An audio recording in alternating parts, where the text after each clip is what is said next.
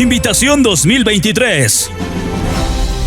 La dirección, personal docente, administrativo, padres de familia y estudiantes de la promoción 2023 de la Unidad Educativa Nuevo Amanecer tienen el agrado de saludar a ustedes muy atentamente y el honor de invitarles al solemne acto de graduación 2023 y proclamación de Bachiller en Humanidades, denominado Cooperativa Minera Estrella del Sur, RL.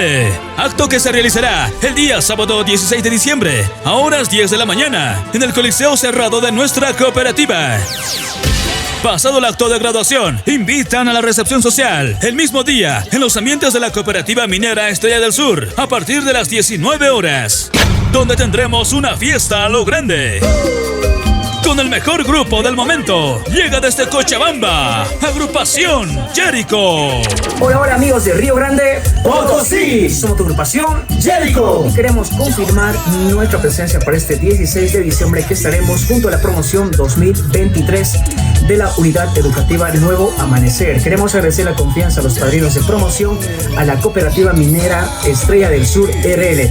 Desde la ciudad de Cochabamba, totalmente confirmado, somos tu agrupación Jericho. Agárrate, porque vamos por ti. Vuelve vida mía, vuelve pronto.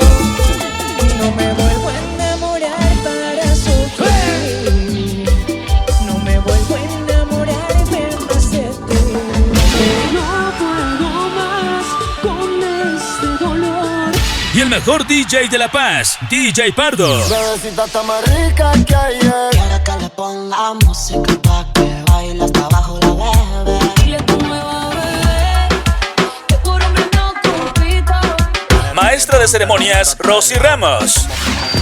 Felicidades, promoción 2023, Unidad Educativa Nuevo Amanecer.